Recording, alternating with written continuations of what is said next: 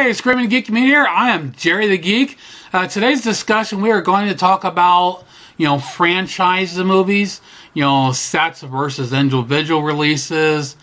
But before we do, if you like physical media, 4Ks, Blu-rays, DVDs, for like home theater, just movies in general, check out my other videos on my channel as I do these discussions. I do reviews, some unboxings, collection updates, custom covers. Check those out, see what you like, like, subscribe, hit that bell notification button.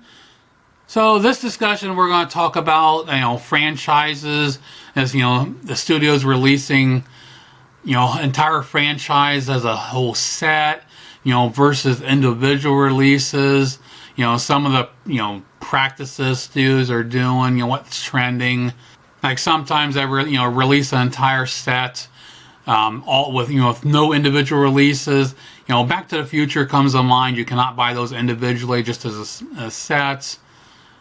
But that's a set I'm not sure does a person like one and not the others? Would they want just one?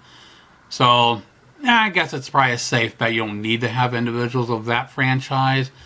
But then a lot of them out there, some like pick and choose.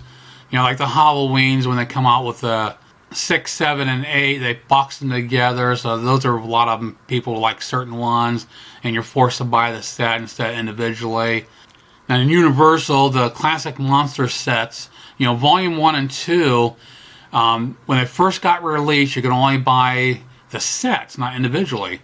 But about a year later, they re-released them individually, which is nice, even though it's more expensive to pay them for it that way. But if you only want certain ones, and if you're not a diehard collector, you're just a fan of certain titles, it's nice to do that. Now, the first two volumes of Alfred Hitchcock's was the same way. They released the sets, and then later on down the road, they released the individuals. But Volume 3, they are releasing individuals along with the set at the same time, so that is nice there. Maybe Universal's, going forward, they're going to do that.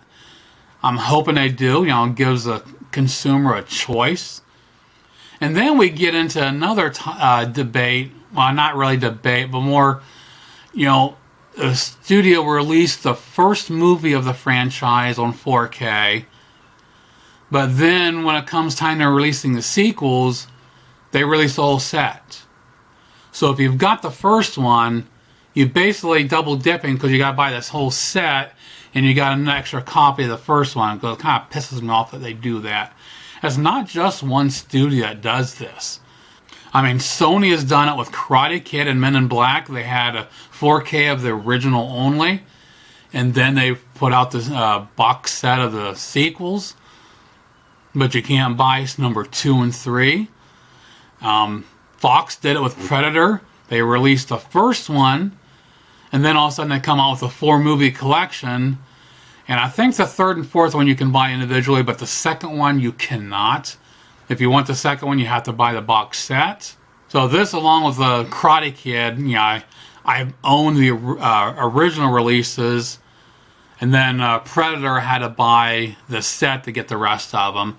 Karate Kid, I want the set, but it's no longer available unless I want to pay an arm and a leg. So I'm hoping Sony reissues that. Superman is another one. They put the first one out on 4K. Then all of a sudden now they put out the set.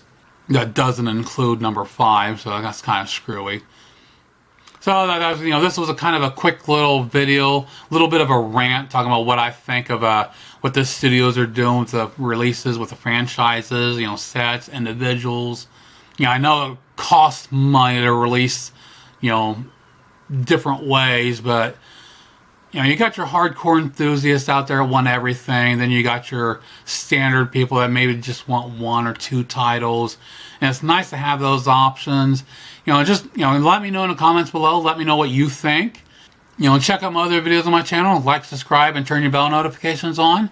And we'll see you soon. Geek out.